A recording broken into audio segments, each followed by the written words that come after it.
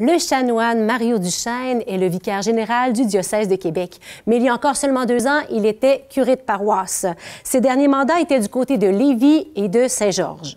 C'est un homme pratique qui saura assurément nous dresser un portrait intéressant des enjeux diocésains concernant notre patrimoine bâti.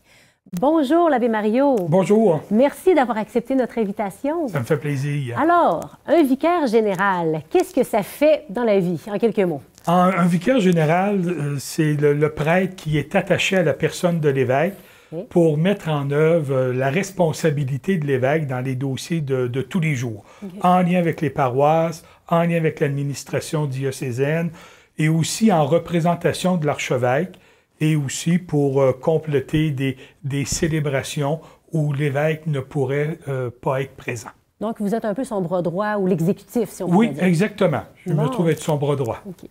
Et du point de vue que vous avez actuellement, quelle est l'ampleur de ce magnifique patrimoine catholique dont nous héritons aujourd'hui? C'est une ampleur immense. C'est très grand, le patrimoine religieux. Nous autres, on pense spontanément à nos beaux bâtiments, nos églises, certains beaux presbytères. On pense à des œuvres d'art, des calvaires aussi dans des cimetières. Des orgues. Des orgues. On pense à tout ce qui est peinture, artisanat, sculpture dans nos églises. Et nos églises, on en a partout sur le territoire du diocèse. Toutes les municipalités, toutes les petites localités ont eu une église. Et puis, il est là, le patrimoine. Et l'ampleur est aussi de l'ordre du spirituel.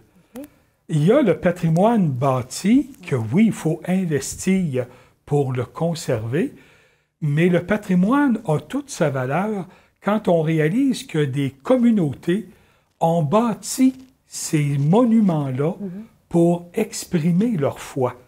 Et nous autres, dans notre valeur de patrimoine, eh bien, on a à faire ressortir aussi la valeur spirituelle de ceux et celles qui nous sont précédés. Donc, il y a le patrimoine bâti, mais il y a le patrimoine spirituel. C'est beau comme expression, hein? Oui, exactement, parce que c'est un peu comme dans l'Évangile qui nous dit on ne bâtit pas uniquement avec des pierres.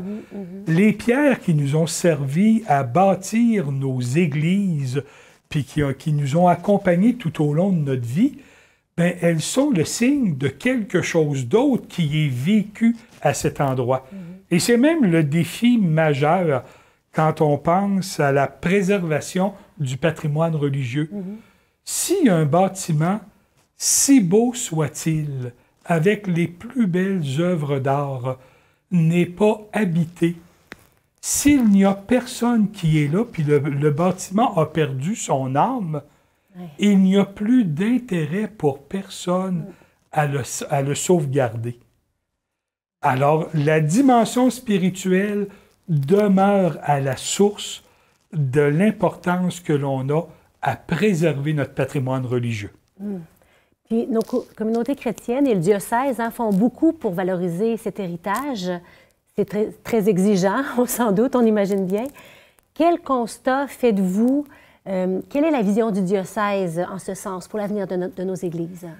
Bien, la vision du diocèse, c'est que, premièrement, on veut conserver notre patrimoine. Ça, c'est très clair. De sorte que même, il y a des règlements, il y a des manières de travailler avec les curés, avec les fabriques de paroisses, justement pour préserver leurs bâtiments. D'abord, de façon un peu plus lointaine, entretenir nos bâtiments. Que nos bâtiments ne vieillissent pas trop, là. Que régulièrement, on ait des ressources justement pour entretenir annuellement nos bâtiments.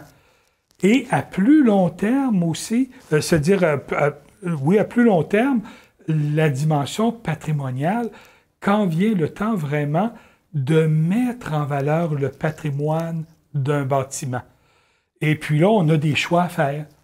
Puis les meilleurs choix qui se font, là, c'est quand on prend compte, là, de la valeur du patrimoine qu'on a entre les mains et qu'on réussit à rejoindre la collaboration des gens du milieu et même des institutions du milieu pour le préserver. Ça nous appartient à tous, là, à toute la communauté. Ça nous appartient à tous Et les ressources uniquement de l'Église ou d'une paroisse sont très limitées des fois par rapport à l'ampleur de grands monuments. Très grand parfois. Oui. Question délicate. Quelles sont les avenues qui s'offrent quand une paroisse songe à vouloir se départir d'une église?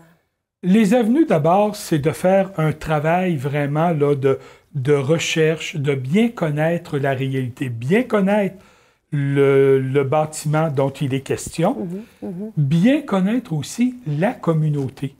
Parce que la communauté elle-même, avec l'équipe pastorale, peut apporter des réponses. Est-ce qu'on veut que notre bâtiment serve, par exemple, à une œuvre communautaire? Est-ce que ça n'a vraiment plus de valeur et il y a trop de travaux à investir que là, on s'en départit pour faire autre chose? Mais cette réflexion-là, elle doit être faite dans le milieu, avec les gens concernés.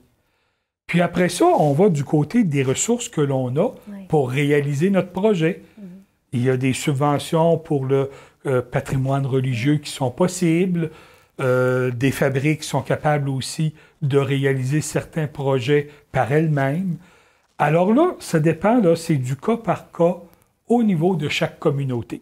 En tout cas, c'est beau de voir comment c'est vraiment à partir du terrain, à partir des besoins du milieu. C'est pas quelque chose de déconnecté qu'on va faire transformer une vocation d'église comme ça, sur le fly. Non, et d'ailleurs, au niveau du diocèse, à mon niveau, à moi, qui j'ai à donner des autorisations, le diocèse ne ferme jamais d'église. Quand on est dans un dossier de fermeture d'église, de transformation, de vente, ou peu importe, c'est la communauté locale qui a pris la décision.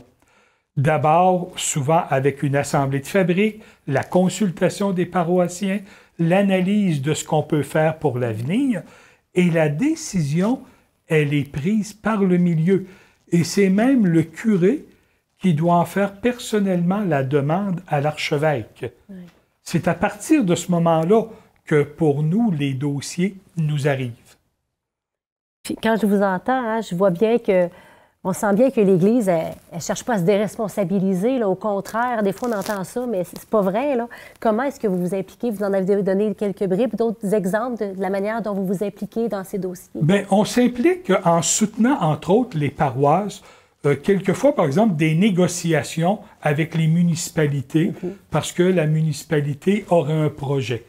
On s'implique à soutenir aussi les assemblées de fabrique pour leur donner de l'information, les guider dans des prises de décision. Le département des fabriques, de la construction, on a plein de monde au niveau diocésain qui peuvent accompagner les fabriques. Moi, par exemple, comme vicaire général, je fais partie de la table de travail avec la Ville de Québec. Parce que la Ville de Québec, c'est une concentration de plusieurs églises, de plusieurs paroisses. On essaie d'avoir comme une action concertée pour des prises de décision. En terminant, une petite question personnelle. Si vous pensez au patrimoine religieux, quel est votre coup de cœur? Bien, j'ai été curé à Saint-Georges dernièrement, avant d'arriver ici. Puis je dois avouer que l'église de Saint-Georges, Saint-Georges-Ouest, c'est une église qui est magnifique. C'est une de nos belles églises du diocèse de Québec. J'en connais aussi plusieurs autres, mais le coup de cœur, je vais revenir à mon temps de curé. Saint-Georges, hein? Les Beaucerons vont être contents de vous entendre. Oui, oui. Alors, merci, l'abbé Mario. Vous êtes vraiment en mode solution, c'est beau à voir. Merci pour votre travail concret, hein, pour l'avenir de notre patrimoine religieux. Puis merci aussi d'avoir partagé avec nous votre expertise, votre sens pratique des choses sur ce vaste sujet. Et je sais que ce n'est pas votre seul champ d'intérêt. Vous en avez plusieurs autres. On aura donc peut-être l'occasion, la chance de vous revoir sur le plateau dans les prochains mois. Qui sait? Merci. Merci à vous. Voilà. Bonjour.